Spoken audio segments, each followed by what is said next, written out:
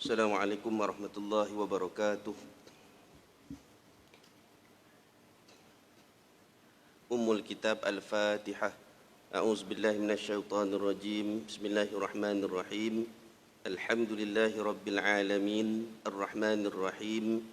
Maliki yaumiddin. Iyyaka na'budu wa iyyaka nasta'in. Ihdinas siratal mustaqim. Siratal ladzina an'amta 'alaihim ghairil maghdubi 'alaihim waladdallin. Amin. Bismillahirrahmanirrahim.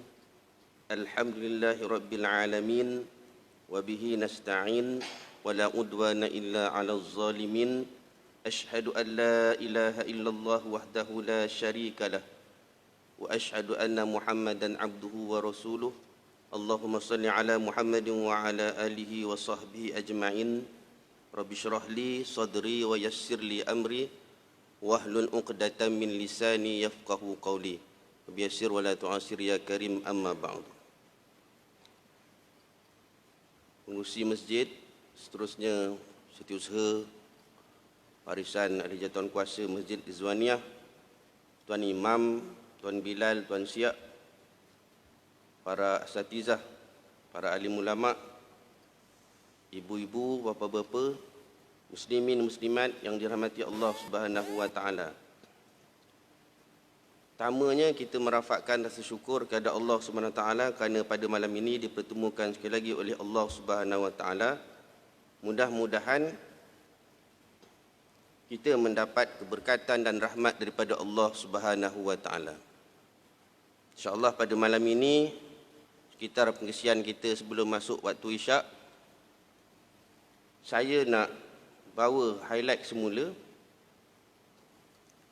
tentang tajuk khutbah Jumaat pada hari ini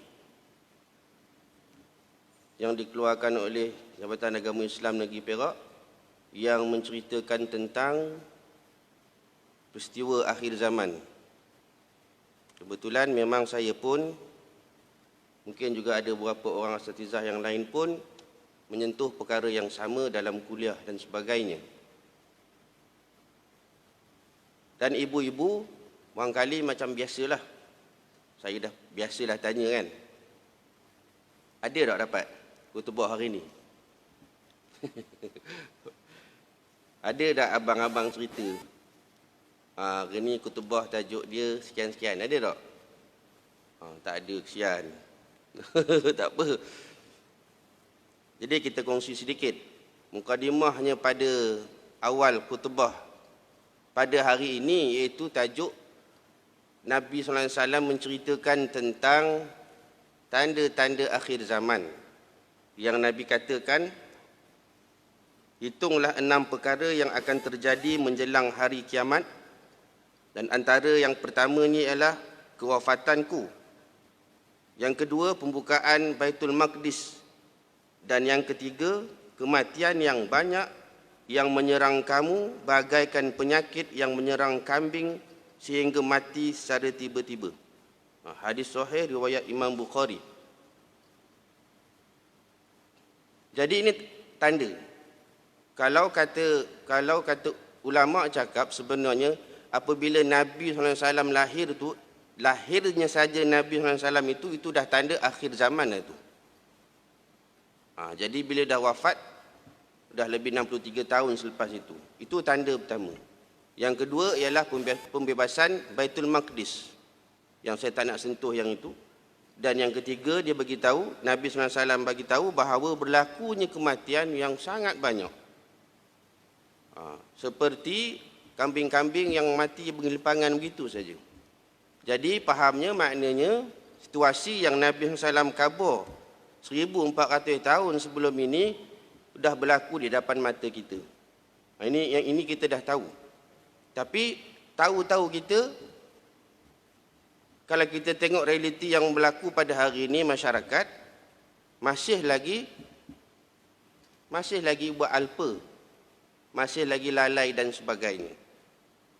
Dalam khutbah tadi juga, pada hari ini juga disentuh antara beberapa yang Nabi bagi tahu tanda-tanda yang lain berlakunya akhir zaman bila banyak berlakunya hiburan yang sangat melampau.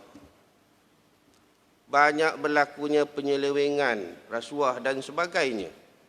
Jadi itu semua tanda-tanda akhir zaman. Tidakkah cukup dengan tanda-tanda yang kita dah tengok depan mata kita untuk kita kembali kepada Allah dan Rasul? Untuk kita kembali kepada jalan yang benar? Untuk kita kembali mengamalkan Islam secara syumul, secara sempurna. Tak boleh main tobik-tobik. Orang Perak kata tobik-tobik lah kan? Ya ke tobik-tobik? Main. Macam kita gunting rambut lah, tobik otak sini ada. Tak boleh main ambil sikit-sikit. Kena ambil secara keseluruhan. Udkhulu fis silmi kaffah.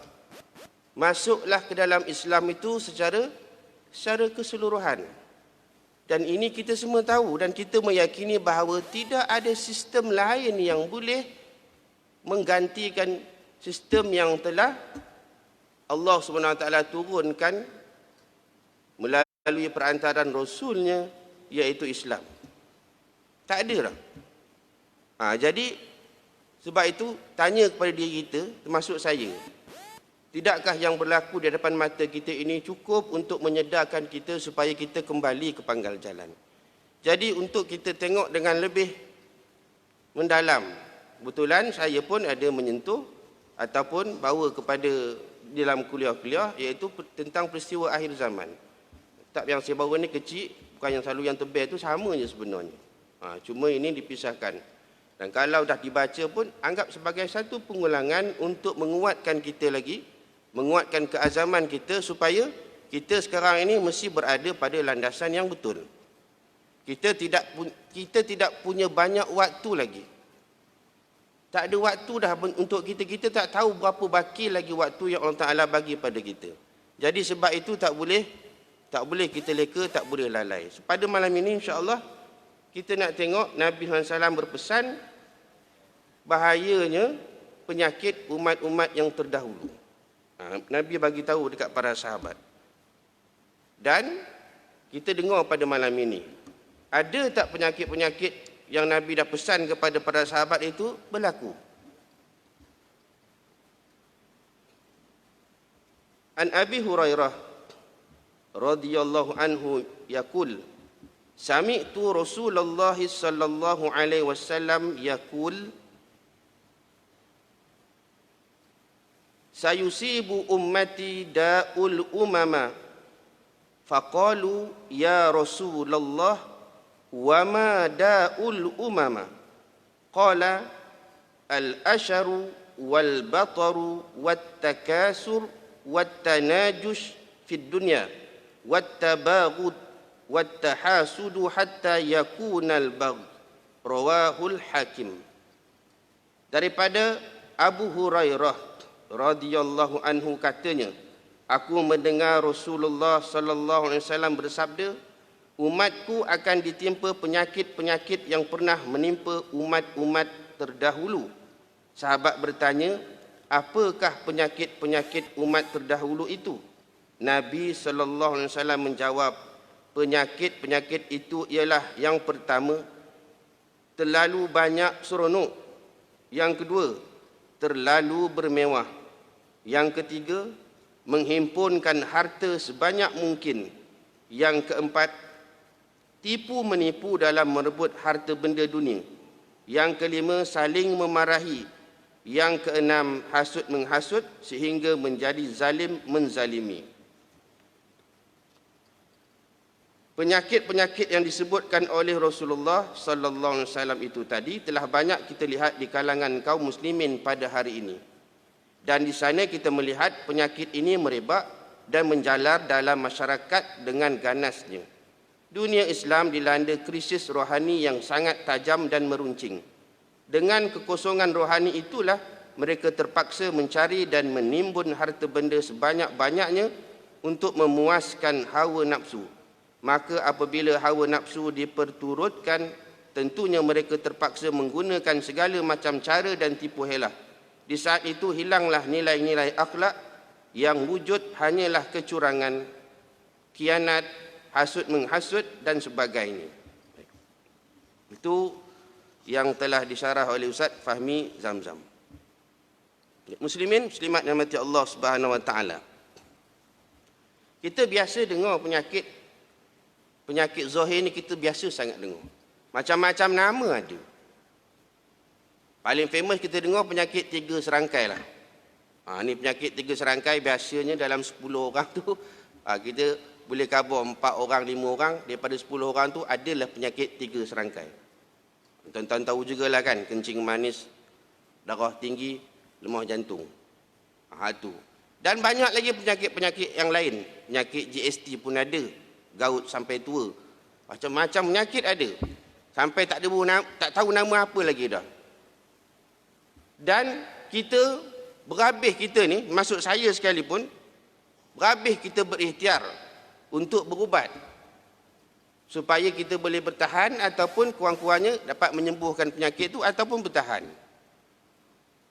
Kita tengok ramai orang pergi hospital. Dah ada buku dah kan. Buku warna hijau ke buku warna apa saya pun tak tahu lah. Lepas tu orang dapatlah ubatnya sebekas kan. Kenyang makan ubat orang kata kan. Tak apa, saya nak kata tak ada masalah. Kita sebagai manusia biasa ni memang kena ikhtiar. Kena ikhtiar untuk merawat penyakit kita. Ada yang pergi rawatan alternatif. Macam-macam. Ada yang amalkan herba. Ada yang amalkan pemakanan sunnah Nabi. Tak ada masalah tu semua. Sebab kita manusia kena ikhtiar. Tetapi kita kadang-kadang terlupa bahawa di samping penyakit zahir, ada satu lagi penyakit namanya penyakit batin. Penyakit batin ini yang kadang-kadang kita terlupa untuk merawat penyakit itu. Kita biar dia orang itu saja. Sedangkan dia namanya penyakit juga. Sebab Nabi yang bagi tahu. Hak yang kita sebut tadi ni, penyakit sukakan hiburan, sukakan kemewahan itu namanya penyakit tu Nabi cakap. Dan penyakit itu sebenarnya perlu dirawat. Sebab sakit-sakit itulah yang nantinya, penyakit-penyakit batin itu nantinya yang akan dibentangkan di hadapan Allah Subhanahu Wa Taala. Sedangkan penyakit-penyakit zahir itu, setidak-tidaknya sekurang-kurangnya dia adalah sebagai kafarah atas dosa-dosa yang kita lakukan. Sekiranya kita sabar dengan ujian ketentuan Allah Subhanahu Wa Taala, habis dosa-dosa kita berguguran. Tapi yang kita bimbang ni penyakit batin ni. Yang kita tak rawat, akhirnya penyakit batin itulah yang akan menatijahkan segala amal ibadah kita. Segala perbuatan kita, segala tingkah laku kita yang akan dipertanggungjawabkan di hadapan Allah Subhanahu Wa Taala. Mari kita tengok satu persatu insya-Allah. Yang pertama, al-asharu, iaitu terlalu banyak berseronok. Sedangkan ia adalah penyakit. Nabi SAW dalam satu hadis mengingatkan kepada sahabat-sahabat dia, kata Nabi, janganlah kalian menjual penyanyi-penyanyi wanita atau membeli mereka atau mengajar mereka menyanyi. Tidak ada kebaikan pada urus niaga melibatkan mereka dan nilaian harga mereka adalah haram. Dan kerana kes umpama inilah diturunkan ayat yang bermaksud, dan di antara manusia ada orang yang mempergunakan perkataan yang tidak berguna untuk menyesatkan manusia dari jalan Allah Subhanahu Wa Taala. Ni. Kita dalam Islam, perbincangan tentang hiburan itu memang telah diperhalusi oleh ulama-ulama. Pada dasarnya hiburan itu harus. Tak ada masalah hiburan itu, harus. Tapi sekiranya hiburan itu menyebabkan kita lalai kita kepada tuntutan Allah Subhanahu Wa Taala, maka daripada harus itu akhirnya bertukar menjadi haram. Pula tu yang kita nak sebut sekarang ini ialah apabila Allah Subhanahu Wa Taala telah mengantar isyarat dengan jelas, iaitu Allah Taala, bahasa kita fahamnya COVID-19 tu tak betul atau tidak kan. Maksudnya tak tahulah virus tu, orang bagi nama dia COVID-19. Tapi itu isyarat yang jelas datang daripada Allah Subhanahu Wa Taala. gunanya untuk kita kembali kepada pangkal jalan. Lalu bagaimana ketika Allah Ta'ala hantar musibah dan ujian ini, masih lagi ramai yang lalai. Dia buat nonong gitu saja. Berhibur dan terus berhibur. Dalam setiap rangkaian televisyen tu, channel berapa pun tuan-tuan tengok, memang hiburan Melaka semua. Nanti saya sebut dah channel berapa kan. Hiburan Melaka semua. Hiburan realiti ada. Pertandingan ada. Rasa demo macamnya kita mikirkan bahawa demo ni tak rasa apa-apa ke? Maka itulah timbulnya suara-suara yang menyuarakan. Sehingga membuat satu perbandingan yang tidak tepat. Yang pernah saya sentuh sebelum ini. Khususnya orang-orang yang cintakan kepada agama, yang melazimi diri pergi ke masjid, pergi ke surau, menyuarakan pandangan. Kenapa SOP di masjid ketat penuh? Kenapa ada zon kuning, zon merah, zon hijau? Tapi pada artis tu tak ada zon langsung. Katanya. Apa pun tidak demo tu. Tak ada kira zon. Tu kita khabar satu banding beza yang tidak tepat. Sebab apa? Macam mana kita boleh buat banding beza antara industri muzik, industri hiburan dengan institusi agama? Tak boleh. Sebab dia dua entiti yang berbeza. Institusi agama di bawah pentadbiran hal ehwal negeri masing-masing yang diketuai oleh sultan atau raja. Bagi negeri yang tidak ada sultan atau raja, diketuai oleh yang di-Pertuan Agong. Itu beza, kena faham. Faham yang itu dulu, pegang yang itu dulu. Maka kita dah pernah sentuh sebelum ini, apa yang telah diputuskan oleh majlis fatwa, maka itulah yang kita kena patuhi. Kena ikut sebab Allah dah nyatakan ati Allah wa ati'ur rasul wa ulil amri minkum. Taatlah kamu kepada Allah, kepada Rasul dan ulil amri di kalangan kamu. Hak tu kita tak boleh pertikaikan. Maka apa yang telah diputuskan, itulah kita kena patuhi. Maka sebab itu kita tengok kadang-kadang SOP di masjid negeri ini dengan negeri yang lain sedikit ada perbezaan. Sebab itu hak negeri masing-masing. Tetapi kalau kita nak buat banding beza antara industri muzik dengan industri agama, tak boleh lah. Mana boleh? Demo ada demo punya. Demo ada piawaian demo sendiri. Tapi yang kita faham apa suara-suara yang keluar itu ialah rasa macam demo itu macam tak ambil cakna langsung. Tak prihatin langsung. Tak peduli tentang Allah Ta'ala dah bagi ujian dan musibah ni. Patut-patut kena KIV dulu. Patut-patut kena tangguh dulu. Yang kita bimbangkan ini, yang kita beria, kita jaga ni. Tetapi masih lagi sampai angka 3,000. Kita bimbang ini adalah amaran daripada Allah Ta'ala. Hak ini kita bimbang ni. SOP dah patuh dah. Pergi masuk kedai pun pakai face mask. Ada penjarakan. Walaupun kita tak nafikan ada juga yang culasnya.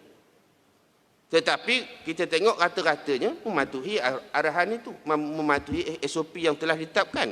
Tetapi kenapa angkanya masih lagi 3,000? Bukan lagi masih 3,000, dah mencecah ke 3,000.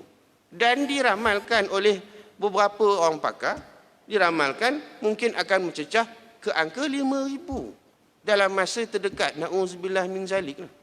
Kita mohon dijauhkan pada Allah Ta'ala.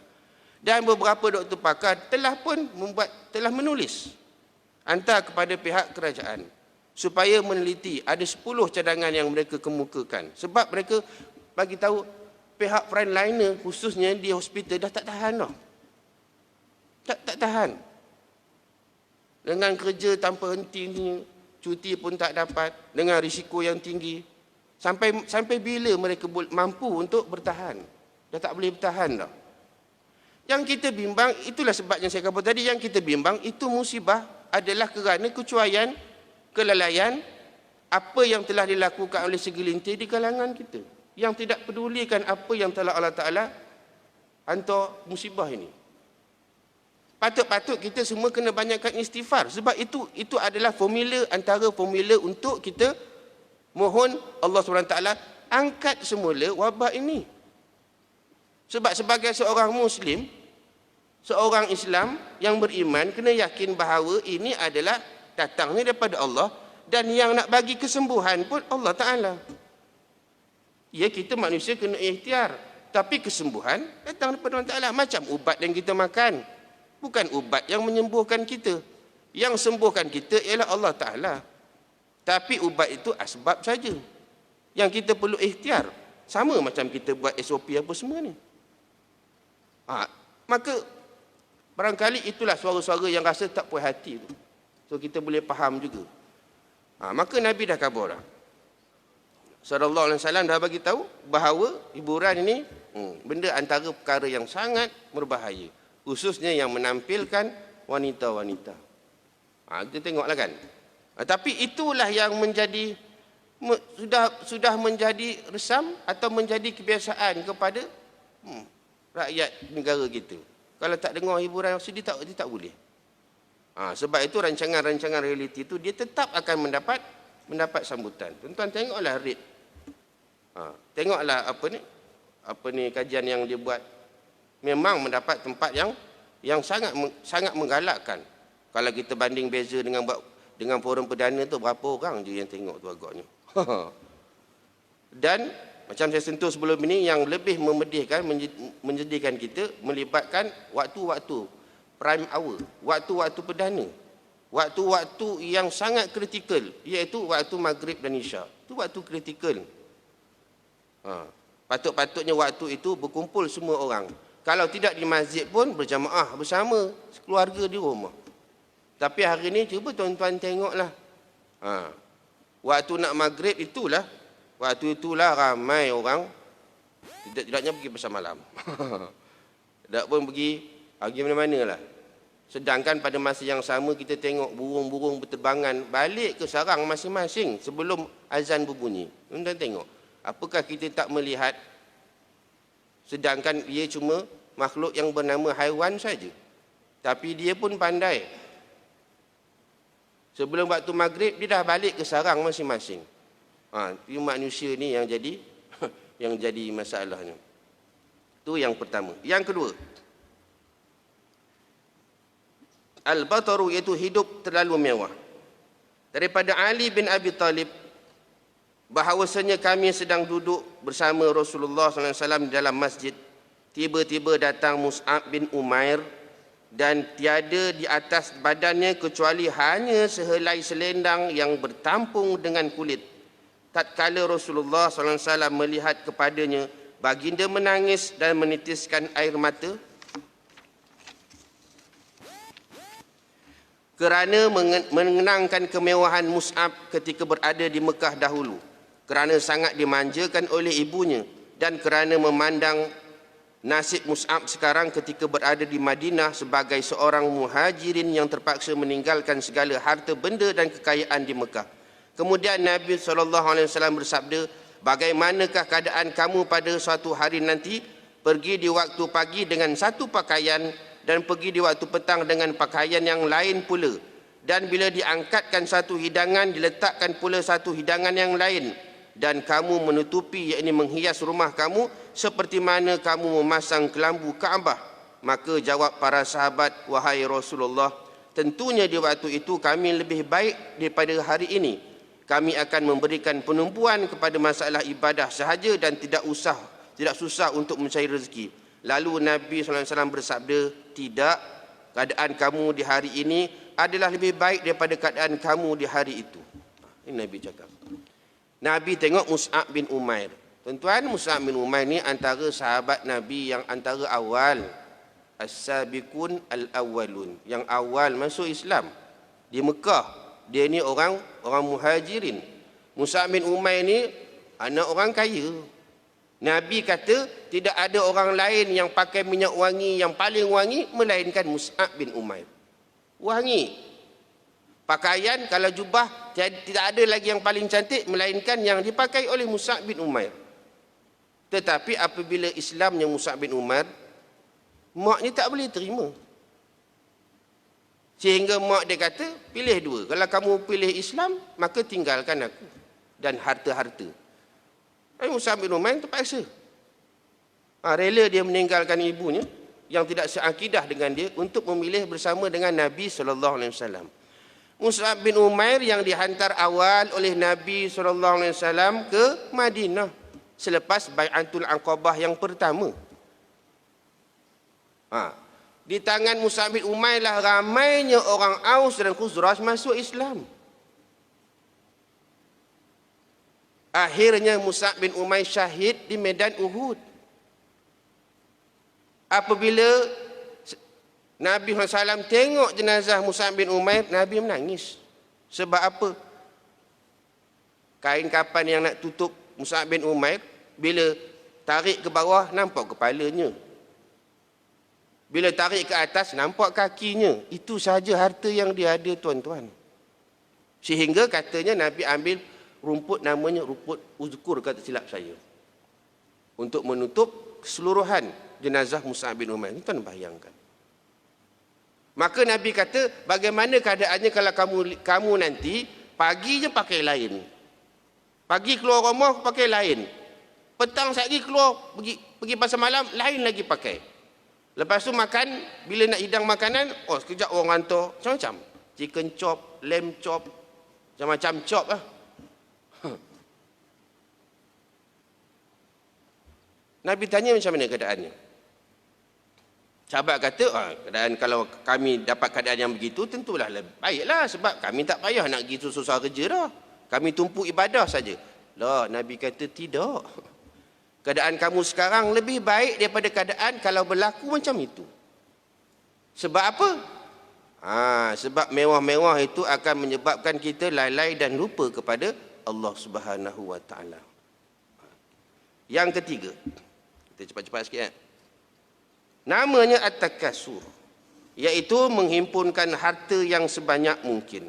Ini dah biasa tuan-tuan dengar Allah menyatakan dalam surah At-Takasur ayat 1 dan 2. Bismillahirrahmanirrahim.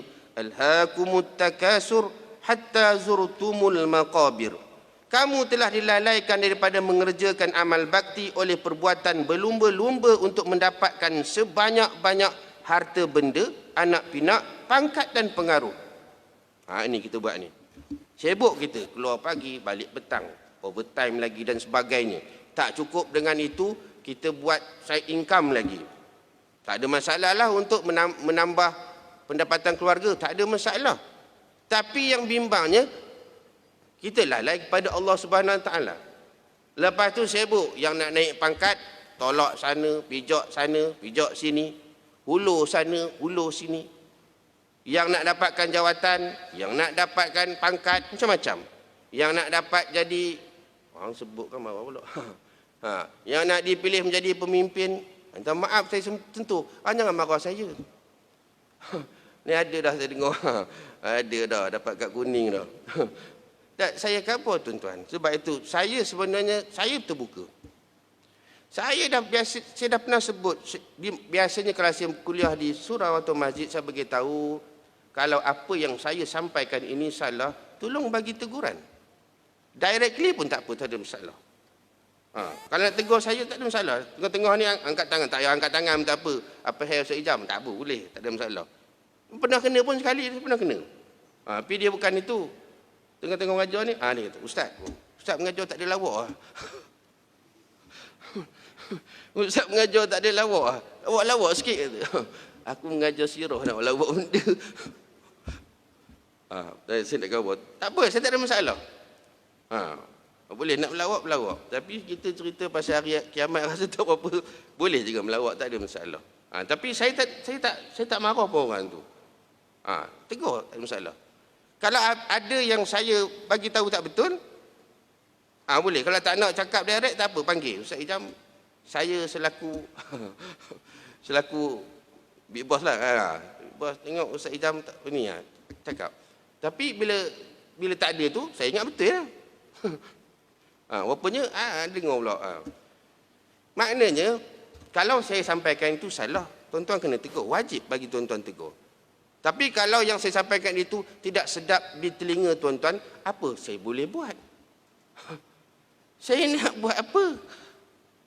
Macam mana saya boleh nak mendengarkan yang sedap di telinga tuan-tuan saja? Tak boleh. Sama juga macam penyanyi tu. Ada orang yang kata suara dia sedap. Ada orang kata suara dia tak sedap. Mana kita nak boleh paksa? Kamu tak boleh. Kamu kena kata juga suara aku sedap. Mana boleh? Jadi kalau nak dengar yang enak-enak rasa yang tidak terguris di hati tu, susah jugalah. Tapi saya nak khabar, yang terguris tu saya cakap tu salah ke? Kalau salah kena betulkan. Tetapi kalau yang terguris tu saya cakap salah, tapi kalau tuan-tuan tolak, bahaya tuan-tuan. Sebab apa? Sebenarnya hati tuan-tuan boleh terima tu. Boleh terima apa yang saya cakap itu. Tapi tuan-tuan tolak. Bahaya tuan-tuan. Betul dah Ustaz Ijam cakap ni, tapi tak bersedap tengok. Sakit hati je aku tengok. Kata apa? Tu. Betul tuan-tuan. Saya tak tahulah, saya pun saya khabar, tak apalah. Gam-gam saya nak kata apa. Saya kuliah tu tempat. Saya ajar sirah tuan-tuan. Kajarlah kongsi sirah Nabi SAW. Lalu bagaimanakah saya dia kata jangan sentuh politik, dia kata. Pening kepala aku. Saya pun macam mana ajar sirah tak boleh sentuh politik. Berat jeng, berat nanang ini. Memang jeng sungguh. Macam mana tuan-tuan? Tuan-tuan pun pernah dengar, saya tak silap saya khutbah bulan 11 tak silap saya. Tajuknya tentang perjanjian Hudaibiyah. Kebetulan saya ingat pasal saya yang bertugas. Baca. Dalam itu disentuh. Hudaibiyah itu sebahagian daripadanya adalah politik. Yang Nabi tegakkan. Tu tak boleh sebut. Tak boleh sebut, nak sebut apa? Bahaya lah orang itu. Apa ke benda? Minta maaf lah. Tu bila dah tu, saya minta maaf lah. Nak kata apa? Sebab tu kalau rasa tak itu, panggil saya semuka. Saya pun bengkel mana ke? Mana ni bengkel? Tak ada bengkel lah. Kita boleh slaughter.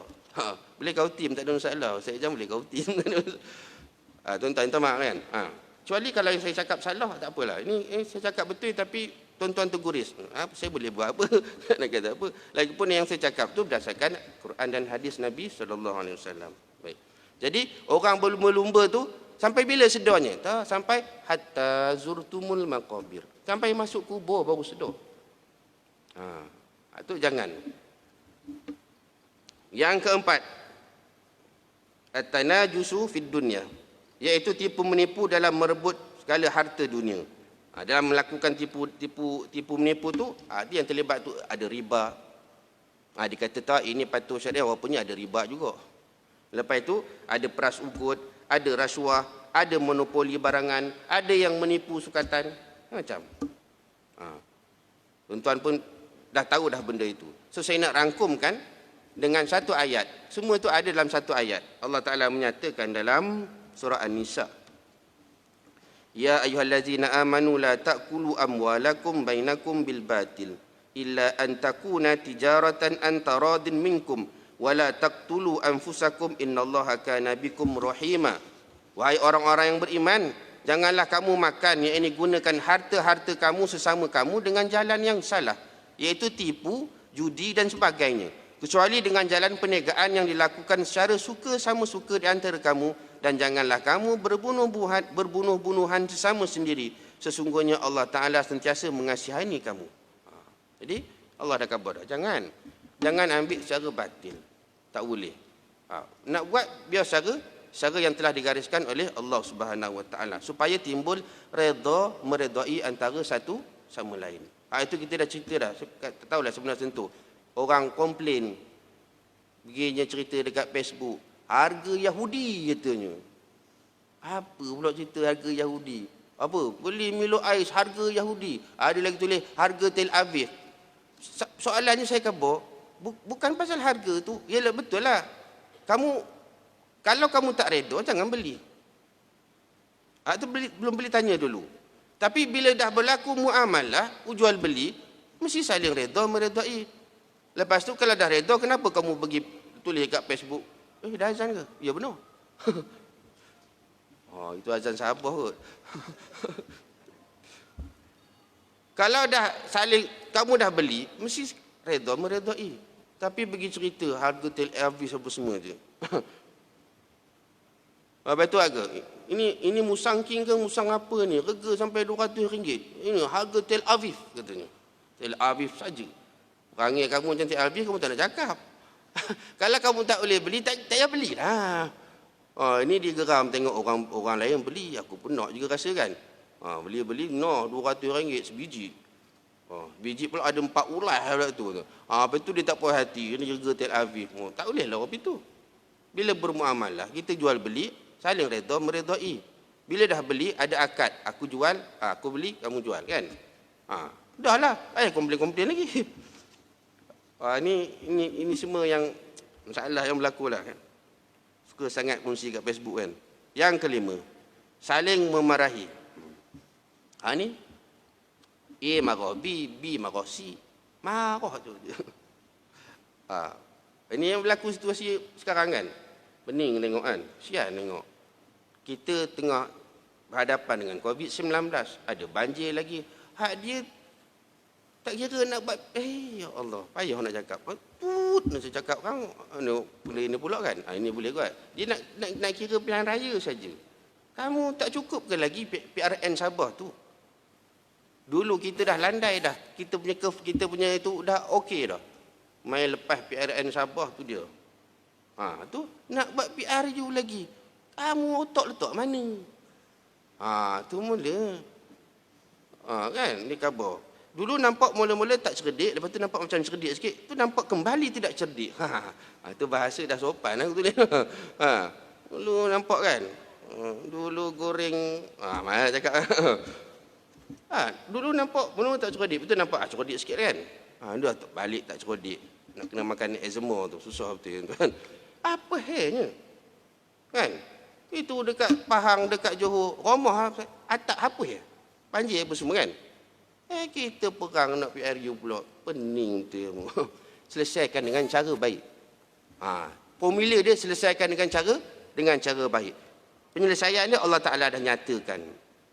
Dalam Quran Allah menyatakan wala tastawil hasanatu walas sayyi'ah idfa' billati hiya ahsan fa idzal ladzi bainaka wa bainahu adawatun ka'annahu waliyyun hamim wa ma yulaqqaha illa alladzina sabaru wa ma yulaqqaha illa zu hazzin azim. Dan tidaklah sama kesannya dan hukumnya perbuatan yang baik dan perbuatan yang jahat. Tolaklah kejahatan yang ditujukan kepada kamu dengan cara yang lebih baik. Apabila engkau berlaku demikian, maka orang yang menaruh rasa permusuhan terhadapmu dengan serta-merta akan menjadi seolah-olah seorang sahabat karib. Dan sifat yang terpuji ini tidak dapat diterima dan diamalkan melainkan oleh orang-orang yang bersikap sabar, dan tidak dapat juga diterima dan diamalkan melainkan oleh orang yang mempunyai bahagian yang besar dari kebahagiaan dunia dan akhirat. Tak boleh buat. Siapa tak sabar tak boleh buat. Itu kena sabar. Kalau tak sabar memang nak merampus saja je kan. Itu dah aku dah cakap, Ustaz Izam tak percaya. Puak itu memang tak boleh dengar. Tak akan boleh punya. Mula gitu. Orang khabar sabar. Jalan dakwah ni memang sabar. Jalan dakwah ni senang. Tak payahlah kan. Memang susah. Kena sabar. Kok mana pun kita khabar tak ada formula lain. Gila buka teori apa benda macam-macam teori, tak akan jumpa. Formulanya kena kembali kepada Allah Taala. Allah khabar wa'tasimu bihablillahi jami'a wa la tafarraqu. Berpegang teguhlah kamu kepada tali Allah dan janganlah kamu berpecah belah. Peganglah. Kita dah tengok sejarah, kita dah pernah sentuh banyak kali dah. Sejarah kejatuhan umat Islam adalah kerana perpecahan. Tak ada lain. Full stop, titik. Ini dibuat usul dalam musyarat dia kan. Kami nak semua. Titik. Apa barang.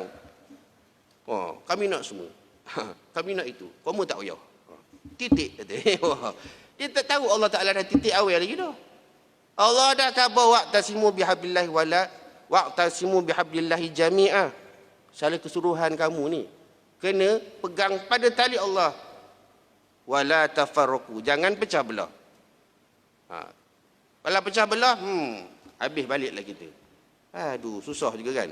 Nak ambil formula lain. Dia nak kira formula dia. Lepas tu, pasal tak nak kalah juga. Apa saya nak cakap dengan orang bawah? Kamu orang atas kan? Kamu orang atas, kamu kena kabarlah ke orang bawah.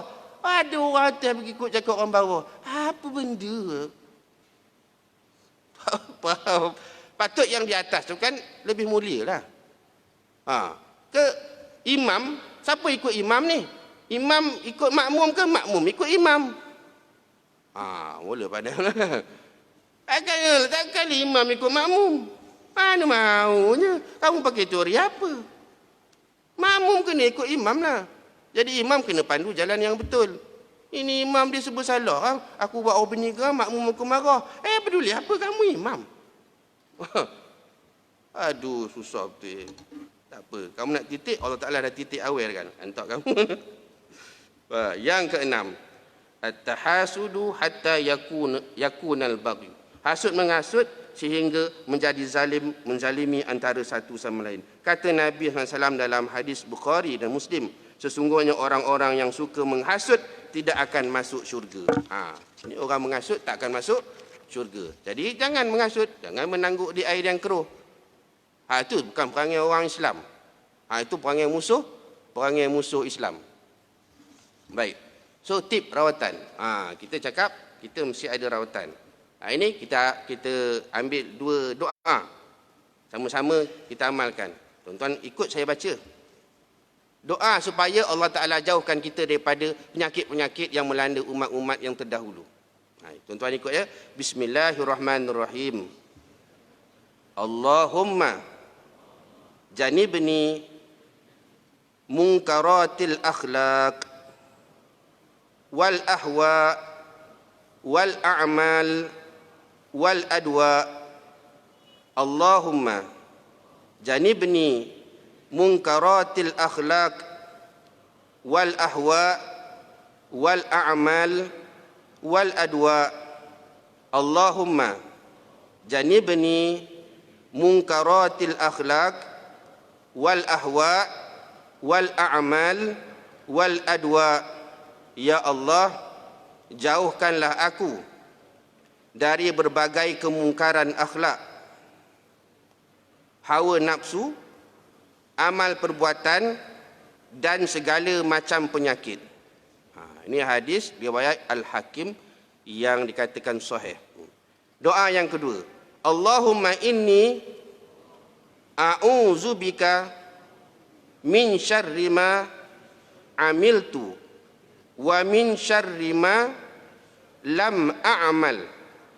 Allahumma inni a'udzubika min syarri ma amiltu wa min syarri ma lam a'mal. Allahumma inni a'udzubika min syarri ma amiltu wa min syarri ma lam a'mal. Ya Allah, sesungguhnya aku berlindung kepadamu dari keburukan apa yang telah aku kerjakan dan dari keburukan apa yang belum aku kerjakan. Hadis riwayat Imam Muslim, hadis sahih. Sama-sama lah. Kalau tak boleh apa lah? Boleh? Test tengok test. Allah, Ustaz ajar 3 kali nak suruh kami test. Ustaz juga.